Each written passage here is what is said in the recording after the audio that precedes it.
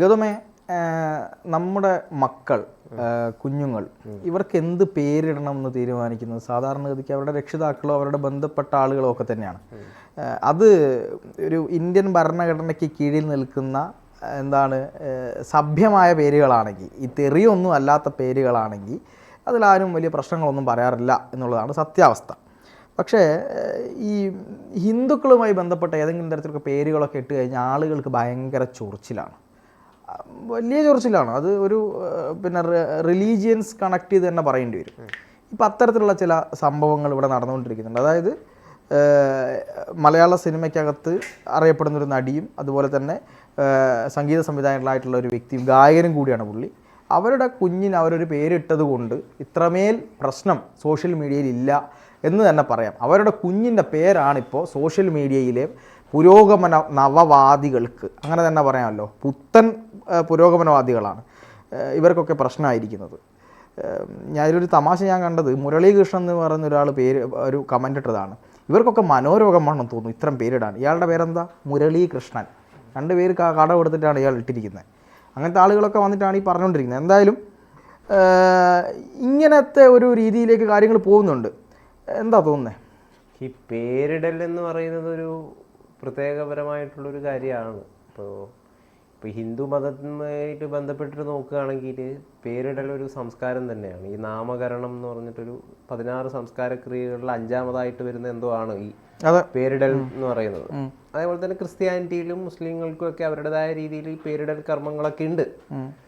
പേര് എന്ന് പറയുന്നത് യഥാർത്ഥത്തിൽ ഒരു വ്യക്തിയുടെ സ്വഭാവത്തെ കൂടി നിർണ്ണയിക്കുന്ന, അല്ലെങ്കിൽ അയാളുടെ ക്യാരക്ടറിനെ കൂടി വ്യക്തമാക്കുന്ന ഒരു സാധനമായിരിക്കണം. അത് മനസ്സിലാക്കിയിട്ടായിരിക്കണം പേരിടൽ നടത്തേണ്ടത് എന്ന് നമുക്ക് പലരും പറഞ്ഞു കേൾക്കാറുണ്ട്. ഇപ്പം നമ്മളെ തന്നെ പരിചയത്തിലുള്ള പല ആളുകളുടെയും പേര് നമ്മൾ നോക്കുകയാണെങ്കിൽ ആ പേരുമായി ബന്ധപ്പെട്ടിട്ട് എന്തെങ്കിലും ഒരു സ്വഭാവ സവിശേഷത ആ വ്യക്തിക്കും ഉണ്ടാകും. നമ്മൾ നോക്കിയാൽ മതി, പരിചയത്തിലുള്ള ആരെങ്കിലും ഒരാളുടെ പേരുകൾ, ആ പേര് എന്തിനെയാണോ റെപ്രസെൻ്റ് ചെയ്യുന്നത് അതിൻ്റെ സ്വഭാവ ക്വാളിറ്റി അയാൾക്കും ഉണ്ടാവും. ഇപ്പോൾ മുൻ ISRO ചെയർമാനായിട്ടുള്ള സോമനാഥ് എന്ന് പറയുന്ന പേരിൻ്റെ അർത്ഥം ലോർഡ് ഓഫ് മൂൺ എന്നാണ്, ചന്ദ്രൻ്റെ അധിപൻ എന്നാണ്. ഈ ISROയിൽ ഇയാൾ ചെയർമാനായിട്ട് ഇരിക്കുമ്പോൾ തന്നെയാണ് ഇന്ത്യ വലിയ രീതിയിൽ ചന്ദ്രയാൻ 3 ആദ്യമായിട്ട് ചന്ദ്രനിലെ ലൂണാർ സൗത്ത് പോളിൽ നിക്ഷേപിച്ചത്, പേടകം. ഈ ISROൻ്റെ ചെയർമാനായിട്ട് സോമനാഥ് ഇരിക്കുന്ന സമയത്താണ്. അതുപോലെ പ്രഗ്യാനന്ദ എന്ന് പറയുന്ന ചെസ് ചാമ്പ്യൻ, ഇന്ത്യയിൽ നിന്ന് വലിയ രീതിയിൽ ചെസ്സിൽ വലിയ വിജയങ്ങൾ നേടിയ ഒരു കുട്ടിയാണ്. പ്രഗ്യാനന്ദൻ്റെ അർത്ഥം എന്ന് പറയുന്നത് എന്തോ ബുദ്ധിയുടെ ഇൻ്റലക്ച്വൽ പരമായിട്ട് എന്തോ ഭയങ്കര സംഭവമാണ്. അങ്ങനെയാണ് ഈ പ്രഗ്യാനന്ദ എന്ന് പറയുന്ന വാക്കിൻ്റെ അർത്ഥം. അതാണ് ഞാൻ ഉദ്ദേശിച്ചത്. വാക്കും ഒരു വ്യക്തിയുടെ സ്വഭാവവും തമ്മിൽ വലിയ ബന്ധം ഉണ്ടാവും എന്നുള്ള കാര്യം. ഇവിടെ സംഭവിച്ചിരിക്കുന്നത് എന്താന്ന് വെച്ച് കഴിഞ്ഞാൽ 2 വ്യത്യസ്തമായിട്ടുള്ള പേരുകൾ തങ്ങളുടെ 2 മക്കൾക്കായിട്ട് ഈ വിജയ് മാധവ് എന്ന് പറയുന്ന ഗായകനും അദ്ദേഹത്തിന്റെ ഭാര്യയായിട്ടുള്ള ദേവിക, ഈ 2 ദമ്പതികൾക്ക് നേരത്തെയും ഒരു കുഞ്ഞ് പിറന്നിട്ടുണ്ടായി. ആ കുഞ്ഞിന്റെ പേരും വളരെ വ്യത്യസ്തമായിട്ടുള്ള ഒരു പേരായിരുന്നു. ഇവര് സോഷ്യൽ മീഡിയയിലൊക്കെ വളരെ അതെ വളരെ വ്യത്യസ്തമായിട്ടുള്ള പേരായിരുന്നു. അതിന്റെ പേരിൽ ഇവർ നിരന്തരമായിട്ട് ക്രൂശിക്കപ്പെട്ടു. ഈ പേരൊക്കെയാണോ മക്കൾക്കിടുന്നത്? ഇങ്ങനെയൊക്കെയുള്ള പേരിട്ട് കഴിഞ്ഞാൽ ഭാവിയിൽ മക്കൾ തന്നെ സ്വന്തം മാതാപിതാക്കളെ ക്രൂശിക്കും. ഇങ്ങനെയുള്ള പേരാണല്ലോ ഞങ്ങൾക്കിട്ടത്, അവർ തന്നെ സ്വയം മാറ്റേണ്ടി വരും. അങ്ങനെയൊക്കെയുള്ള രീതിയിലാണ് കമൻറ്റുകളും അഭിപ്രായങ്ങളും ഒക്കെ പുറത്തു വന്നിട്ടുണ്ടായിരുന്നത്. ആദ്യത്തെ കുട്ടിയുടെ പേര് ആൺകുട്ടിയാണെങ്കിലും പേര് ആത്മജ എന്നായിരുന്നു. ആത്മജ. അപ്പോൾ ഇത് പെണ്ണാണോ ആണാണോ എന്ന് മനസ്സിലായി. എന്തിനാണ് ഈ ആൺകുട്ടിക്ക് ആത്മജ എന്ന് പറയുന്ന ഒരു പേരിടുന്നത്? കാരണം ആ പേര് പെട്ടെന്ന് തന്നെ കേൾക്കുമ്പോൾ പെണ്ണാണെന്ന് തോന്നിപ്പോകും. അപ്പോൾ ആ ഒരു പേരൊക്കെ ആ പേരിൻ്റെ പേരിൽ തന്നെ, കുട്ടിക്കിട്ട പേരിൻ്റെ പേരിൽ തന്നെയാണ് ഇവർ യഥാർത്ഥത്തിൽ സോഷ്യൽ മീഡിയ ലോകത്ത് വലിയ രീതിയിൽ പ്രശസ്തരായത്, അല്ലെങ്കിൽ വലിയ രീതിയിൽ ചർച്ചയായത്. അതിനിടയിലാണ് ഇവർക്ക് 2ാമത്തെ കുഞ്ഞ് ജനുവരി 30-ാം തീയതി ഈ കഴിഞ്ഞ മാസം പിറന്നത്. ആ പെണ്ണിൻ്റെ പേരും വളരെ വ്യത്യസ്തമായിട്ടുള്ളൊരു പേരാണ്. പെൺകുട്ടിയാണ്. ആ പെൺകുട്ടിയുടെ പേരും വളരെ വ്യത്യസ്തമായിട്ടുള്ളൊരു പേരാണ് അവരിട്ടിരിക്കുന്നത്. അപ്പോൾ ഈ പെണ്ണ് ജനിക്കുന്നതിന് മുമ്പ് തന്നെ ആളുകളൊക്കെ ചോദിച്ചത് ആൺകുട്ടിയാണോ പെൺകുട്ടിയാണോ എന്നുള്ളതൊന്നല്ല, എന്താണ് കുഞ്ഞിൻ്റെ പേരിടാൻ പോകുന്നതെന്നാണ് കുറേ ആൾക്കാർ ചോദിച്ചതെന്ന് ഈ വിജയ് മാധവ് പറയുന്നുണ്ട് ഇപ്പോൾ. ഓം പരമാത്മ എന്നാണ് ഈ കുട്ടിക്ക് ഇട്ടിരിക്കുന്ന പേര്. ഓം പരമാത്മ. ഓം പരമാത്മ. നല്ല പേരല്ലേ? നല്ല പേരാണ്. അല്ല, എനിക്കതിൽ പ്രത്യേകിച്ച് പ്രശ്നങ്ങളൊന്നും തോന്നുന്നില്ല. പക്ഷെ കുറച്ചും കൂടി ഒരു സ്പിരിച്വൽ വൈസ്ഡ് ആയിട്ടുള്ള പേരാണത്. ഓം പരമാത്മ എന്ന് പറയുന്നത് സ്പിരിച്വൽ വൈസ്ഡ് ആയിട്ട് പേരാണ്. അതിൻ്റെ പുറത്ത് ഇപ്പം ഞാൻ പറയാം, നവയുഗ പുരോഗമനവാദികളൊക്കെ പറയാറുണ്ട്, എൻ്റെ താല്പര്യമാണ്, എൻ്റെ സ്വാതന്ത്ര്യമാണ്, എൻ്റെ അതാണ് എന്നൊക്കെ പറയും നമ്മൾ. എന്ത് പേരിടണമെന്നുള്ളതും ആരുടെ താല്പര്യമാണ്? അവരുടെ താല്പര്യമാണ്. ഭരണഘടനയുള്ള സ്വാതന്ത്ര്യം അവർക്ക് കൊടുക്കുന്നുണ്ട്. നിങ്ങൾക്ക് ബോധിച്ച പേര് തന്നെ നിങ്ങൾ ഇടണമെന്ന് പറയുന്ന, അല്ലെങ്കിൽ എനിക്ക് ഇപ്പം ഗൗതമിനൊരു കുഞ്ഞ് ജനിക്കുന്നു, ഗൗതമിൻ്റെ കുഞ്ഞിൻ്റെ പേര് ഗൗതം ഇഷ്ടമുള്ളത് ഇടുന്നു, ഗൗതമിൻ്റെ ഭാര്യയും അല്ലെങ്കിൽ ബന്ധുക്കളൊക്കെ തീരുമാനിച്ചൊരു പേരിട്ടാൽ ഇതെന്ത് പേരാണ്, ഇത് പറ്റില്ല എന്ന് പറയാനുള്ള റൈറ്റ് എന്താണ് എനിക്ക് എന്നുള്ളൊരു ചോദ്യം കൂടെ അവിടെ വരുന്നുണ്ട്. കാരണം അത് നിങ്ങളുടെ പേരിൻ്റെ കാര്യമാണ്. നിങ്ങൾക്ക് സൗകര്യം ഉണ്ടെങ്കിൽ വിളിക്കുക. ഓം പരമാത്മ എന്ന് പറയുന്ന വാക്കിൻ്റെ അർത്ഥം എന്നിൽ ഈശ്വരൻ പ്രവർത്തിക്കുന്നു എന്നാണ്. അത് തന്നെയാണ് ഇദ്ദേഹം ഉദ്ദേശിച്ചിരിക്കുന്നതെന്ന് ഇദ്ദേഹം തന്നെ ഇപ്പോൾ ഈ വിജയ് മാധവ് തന്നെ ഇപ്പോൾ വ്യക്തമാക്കിയിട്ടുണ്ട്. അല്ല, ഈ തത്വമസി എന്ന് പറയുന്ന ഒരു കാര്യം ശബരിമലയിൽ എഴുതി വെച്ചത് എന്താണ്? തത്വമസി, നീ തേടുന്നതെന്തോ അത് നീ തന്നെയാണ്, നീ തേടുന്ന ഈശ്വരൻ എന്തോ അത് നിൻ്റെ ഉള്ളിൽ തന്നെയാണ് എന്നാണ് പറയുന്നത്. നീ തന്നെയാണ് എന്ന് പറഞ്ഞാൽ പാർത്താ നീ ദൈവമാണ് എന്നുള്ളതല്ല, മറിച്ച് നിൻ്റെ ഉള്ളിലുള്ള ആ മഹാചൈതന്യത്തിൻ്റെ ഭാഗമായി നിൽക്കുന്ന ആത്മാവെന്തോ, ആ ആത്മാവിലടങ്ങിയ ചൈതന്യമെന്തോ അത് തന്നെയാണ് അവിടെ ഇരിക്കുന്ന അയ്യപ്പനിലും അടങ്ങിയിട്ടുള്ളത്. നിൻ്റെ ഉള്ളിലും അതുണ്ട്, അത് കണ്ടെത്താൻ വേണ്ടി നീ ശ്രമിക്കുക എന്നുള്ളതാണ് എഴുതി വെച്ചിരിക്കുന്നത്. ഓം പരമാത്മ എന്ന് പറയുന്നതും ഇതേ തന്നെയാണ്. ആത്മാവ് പരമാത്മാവ് എന്ന് പറയുമ്പോൾ ആത്മാവിനെ ബന്ധിച്ചവൻ എന്തോ, ആത്മാവിനേക്കാൾ മുകളിൽ നിൽക്കുന്നതാണ് പരമാത്മാവ് എന്ന് പറയുന്നത്. പരമാത്മാവാണ് യഥാർത്ഥത്തിൽ ദൈവത്തിൽ ലയിക്കുക, വിലയം പ്രാപിക്കുക എന്ന് നമ്മൾ പറയുന്നത്.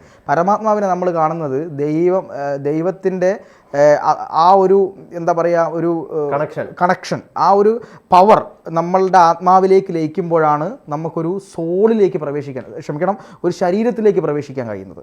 എന്നിട്ട് ഈ പരമാത്മാവ് വിട്ടുപോവുകയും ആത്മാവ് ചിലപ്പം നമുക്ക് മുക്തി കിട്ടുകയോ കിട്ടാതിരിക്കുകയോ ഒക്കെ ചെയ്യുന്ന സമയത്ത് അത് അതിൻ്റേതായ പ്രാധാന്യത്തോടെ അതിൻ്റേതായ രീതിയിൽ പോകും. അത് വേറെയാണ്, അതിലൊക്കെ പറഞ്ഞു പോകുമ്പോൾ ഒരുപാട് പറയാനുണ്ട്. അപ്പോൾ അതുകൊണ്ട് ഇതാണ് സംഗതി ഇത്. അപ്പം സന്യാസിമാരുടെ പേരുകളൊക്കെ ശ്രദ്ധിച്ചാൽ മനസ്സിലാവും. പരമാത്മ,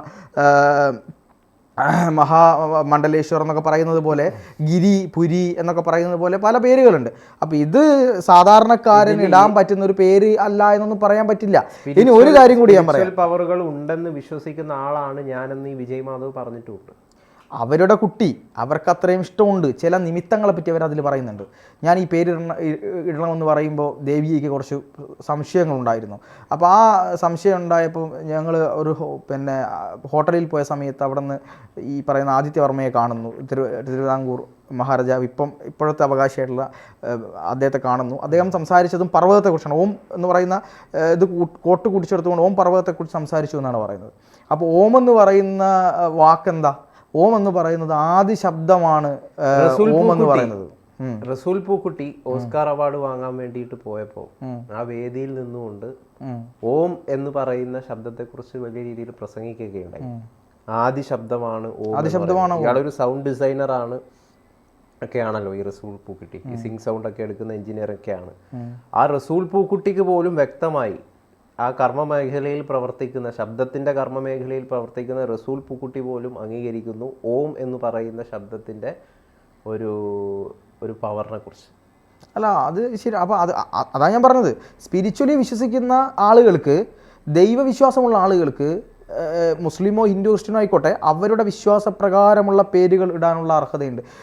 ഇപ്പോൾ ഞാൻ പറയട്ടെ, യേശു എന്നുള്ള പേര് കേട്ടിട്ടുണ്ടോ? യേശു കേട്ടിട്ടില്ലേ? കേട്ടിട്ടുണ്ട്. ആരെങ്കിലും എന്താ യേശു എന്നുള്ള പേരിടുന്നത് എന്ന് തോന്നിയിട്ടുണ്ടോ? ഭൈരവൻ എന്നുള്ള പേര് കേട്ടിട്ടുണ്ടോ? ഭഗവതി എന്നുള്ള പേര് കേട്ടിട്ടില്ലേ? ഭഗവതി ആണുങ്ങൾക്ക് പേരിടും. തമിഴ്നാട്ടിൽ ആണുങ്ങൾക്ക് ഭഗവതി എന്ന് പേരിടും. എന്താ കാര്യം? ഇവിടെയൊന്നും ഈ തരത്തിൽ കാര്യങ്ങൾ തികഞ്ഞു പോവാറില്ല എന്നുള്ളത് തന്നെയാണ്. അപ്പോൾ അതുകൊണ്ട് ഭൈരവനും എന്താ പറയുക, അഘോരി എന്ന് പറയുന്നപ്പം അഘോര സന്യാസിമാരുണ്ട്, അഘോരി എന്ന് പേരുള്ള മനുഷ്യന്മാരുണ്ട്, ഈ കാലഭൈരവൻ എന്ന് പറയുന്ന മനുഷ്യന്മാരുണ്ട്. ഇതൊക്കെ എന്ന് പറയുന്ന ഓരോ ആളുകളുടെയും എന്താ പറയുക, അവരുടെ സംസ്കാരവും അവരുടെ വിശ്വാസവും ഒക്കെ അനുസരിച്ചിടുന്ന പേരാണ്. രണ്ടാമത്തത്, ഈ കുട്ടിക്ക് ഇതിൽ എന്തെങ്കിലും തരത്തിലുള്ള ബുദ്ധിമുട്ട് ഭാവിയിൽ ഉണ്ടാവുകയാണെങ്കിൽ ആ പേര് മാറ്റാനുള്ള എല്ലാ അവകാശങ്ങളും സാധ്യതകളും ഇവിടെ ഉണ്ടല്ലോ. എന്തായാലും ആത്മജ എന്നുള്ളതോ ഓം പരമാത്മാ എന്നുള്ളതോ, ആത്മജ മാത്രമല്ല ആത്മജ മഹാദേവ, ആത്മജ മഹാദേവ് എന്നുള്ളതോ ഓം പരമാത്മാ എന്നുള്ളതോ എന്തായാലും മോശപ്പെട്ടൊരു പേരല്ല. അല്ല, ഞാൻ ഒരു കാര്യം ചോദിക്കട്ടെ, ഈ ആത്മജ എന്നുള്ള പേര് പെൺകുട്ടിക്ക് മാത്രമേ ഇടാവൂ എന്ന് എവിടെയെങ്കിലും എഴുതി വെച്ചിട്ടുണ്ടോ? അങ്ങനെയൊന്നും എവിടെയും വെച്ചിട്ടില്ല. ഇതൊക്കെ മനുഷ്യൻ്റെ എന്താണ് ഒരു ഒരു ഒരു ബോധമാണ്, ഇങ്ങനെയേ പറ്റുള്ളൂ. ഇതേ ആളുകൾ തന്നെ തിരുത്തിയും പറയും. എന്ത്? ഇതേ ആളുകൾ പിന്നീട് പറയും, നിങ്ങളെന്താ ആചാരം തിരുത്താത്തത്, നിങ്ങളെന്താ എല്ലാ ബോധ്യങ്ങളിൽ നിന്നും പുറത്തു വരണ്ടേ. ശരിക്കും പറഞ്ഞു കഴിഞ്ഞാൽ പേരുകൾക്ക് അർത്ഥം വേണം. അർത്ഥമില്ലാത്ത പേരുകൾ എന്ന് പറയുന്നത് ശരിയല്ല. അങ്ങനെയും അർത്ഥമില്ലാത്ത പേരുകളിട്ട പ്രശ്നമുണ്ടെന്നൊന്നുമല്ല. എങ്കിൽ പോലും അർത്ഥമുള്ള പേരുകൾ അവർക്ക് താല്പര്യമുണ്ടെങ്കിൽ അവരുടെ കുഞ്ഞിനെ അവരിടുന്നതിൽ പുറത്തു നിന്നുള്ള ആളുകൾ പോയിട്ട് വെറുതെ ഇങ്ങനെ പറയുന്നതിലൊന്നും യാതൊരു കാര്യമുണ്ട് എന്ന് ഞാൻ വിശ്വസിക്കുന്നില്ല. കുരു പൊട്ടിച്ചുകൊണ്ടേയിരിക്കും ഈ പ്രത്യേകിച്ച് ഈ ഹിന്ദു വിശ്വാസവുമായി ബന്ധപ്പെട്ട പേരുകൾ വരുമ്പോൾ.